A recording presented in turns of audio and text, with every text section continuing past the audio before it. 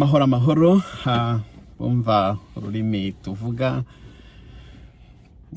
Uyu munsi mbazaniye amakuru mashya. Amakuru mbazaniye ni amakuru ababwira ko ubu ngubu noneho u Rwanda narwo rwagiye ku rutonde rw'ibihugu Canada ishakamo abantu bifuza kuza gutura muri Canada. Uti bimeze bite rero? Hari porogaramu nshyashya Canada iherutse gutangiza, ni porogaramu yitwa Francophone Minority Communities Student Pilot.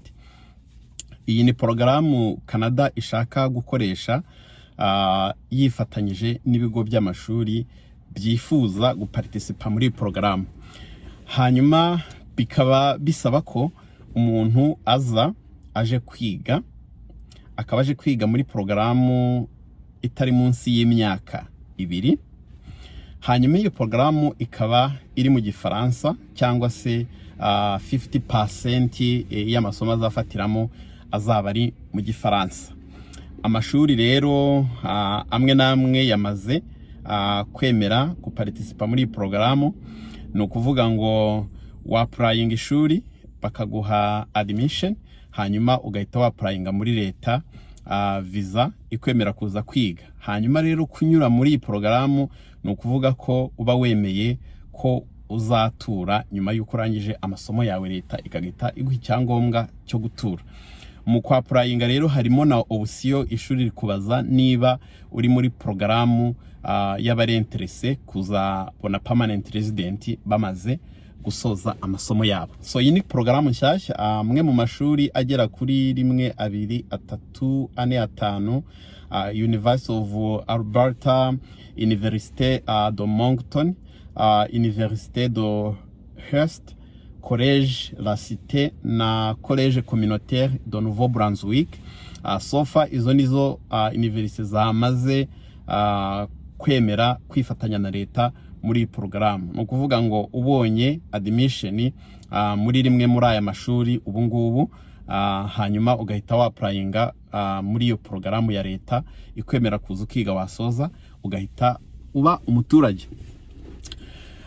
Requirement rero ni izi requirement ntabwo zigoranye cyane. Umuntu usabwa kwinjira muri porogaramu hari ibintu by'ingenzi basaba. Icyambere, ugomba kuba uri umuturage wa kimwe mu bihugu biri ku rutonde. Ibihugu rero biri ku rutonde ni byinshi, ni ibihugu bigera kuba bigera nko muri 20 cyangwa birenga, ariko reka mvuge ibitureba cyane. U Rwanda ruri ku rutonde, u Burundi buri ku rutonde, Congo, Kinshasa iri ku rutonde, n'ibindi. Pretty much ibihugu bikoresha ururimi rw'Igifaransa. U Burundi nabuvuze nabwo buri ku rutonde. Ni ukuvuga ngo uturuka muri ibi bihugu uri eligible yo kwapplyinga muri iyi porogaramu. Icya kabiri ni ukuba ufite letter of acceptance from participating designated learning institutions. Izi ni institutions zamaze kwemera kujoininga iyi porogaramu, ariko n'izindi zizakomeza kugenda ziyongera. Ni porogaramu ikiri nshyashya, nta n'ukwezi iramara. Ni ukuvuga ukabona ishuri, ukabona admission muri rimwe muri ariya mashuri navuze cyangwa ayandi azagenda azaho. Ikindi bagusaba ni ukuba ufite amafaranga azagufasha kwishyura porogaramu uje kwiga nibura umwaka. Bagusaba kuba washoboye kwishyura nibura umwaka umwe, kandi ukaba ufite n'amafaranga yagufasha kubaho muri icyo gihe cyo kwiga. Ayo mafaranga rero leta yakarikira ikurikije ahantu ishuri riherereye. Nimba ari ishuri riri ahantu mu mujyi, bagusaba kwerekana amafaranga menshi kuko haba hahenze. Ariko amashuri amwe ari mu byaro, ubuzima burahendutse, bagusaba amafaranga makeya. Ayo makuru nayo bayashyiraho abagaragara, bakakwereka uramutse ubonye ishuri mu gace kameze gutya na gutya amafaranga usabwa kuba ufite. Icya kane ni ukuba utuye hanze ya Canada. Ni ukuba utari mu gihugu. Ni ukuvuga ngo umuntu uri mu gihugu iyi porogaramu ntabwo imureba. Icya gatanu, baramutse bagusabye medical exam, uramutse uzikeneye ushobora kuzikoresha, ariko ntabwo bazisaba abantu bose, akenshi ku mashuri ntibazisaba. icya gatandatu ni ukugira policy clearance certificate mu gihe biramutse bibaye ngombwa ko bayigusaba, ntabwo iri muri biri mandatory cyane. Ikindi ni ukuba uri able yo kwerekana ko ufite skills muri French kuri level ikenewe. Level ikenewe ni level ya 5 cyangwa higher. Iyi level ya 5 ku bantu bize high school mu Gifaransa baba bashobora kwigira byoroshye, kuko ntabwo ari beginner, nayita nka intermediate. Mu by'ukuri ushobora gukomunika, ushobora gusoma, ushobora kumva ibyo bavuga, ushobora no kwiga muri urwo rurimi. Iyo level ubu yifite. Proof rero ni ukujya gukora test de français.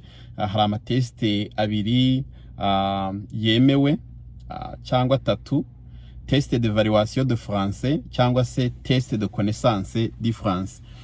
Izi teste iwacu zose ziratangwa, ngira ngo n'ikigo cy'Abafaransa ndibwira gitanga izi test.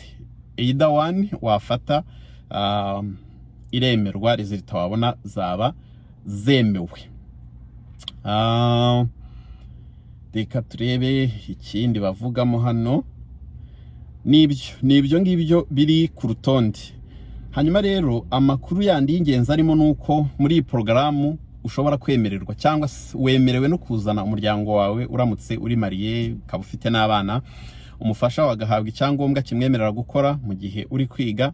Abana bakemererwa kujya ku ishuri bakiga for free nk'abandi baturage bose.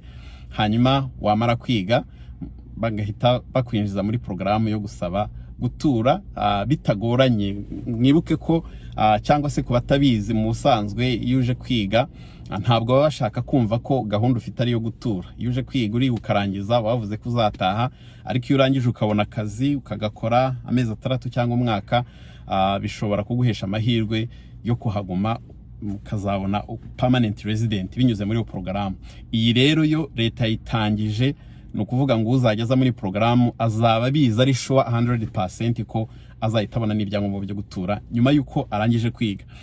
Kuko ari porogaramu nshya, ni porogaramu ishobora kutazamara igihe kinini. Kenshi batangiza porogaramu bafite target, either bafite umubare w'abantu bashaka, ikamara nk'umwaka umwe cyangwa imyaka 2 bagahita bayifunga. Ubwo rero abantu mwiyaminiya mu Gifaransa, either wize muri high school mu Gifaransa cyangwa se ufite ubundi buryo wize Igifaransa, ushobora gushaka uko ukora iyo test, hanyuma ugatangira process, ukaprayinga ishuri rikaguha admission, hanyuma ugahita waprayinga visa muri leta. Ubwo ibindi nabyo bikagenda bikurikiraho. Ngayo rero amahirwe adusekeye ku bantu bari bubone uburyo bashobora kugerageza. Mugerageze aya mahirwe ntaducike rwose. Ni amahirwe adasanzwe no kuba u Rwanda barushyira ku rutonde rw'abakoresha Igifaransa. Murabona ko ari ingenzi cyane ko mubona ko Icyongereza ari cyo gisa n'ikigenda kiganza cyane, ariko baracyari turicognizinga nk'abantu bashobora gukoresha Igifaransa. Mugerageza amahirwe rero. Aya makuru wayasangiza inshuti zawe n'abandi bose wumva yagirira akamaro. Hanyuma wagira ikibazo rwose ushobora kumpa commentaire, hanyuma nkagushakira ubusobanuro bwimbitse mu gihe wakumva bikenewe. Amahirwe masa rero, ndibwira ko uwo byafasha waba ari umugisha. Nayo makuru nari mbafitiye uyu munsi. Nimukomeze kugira amahoro. Ciao ciao.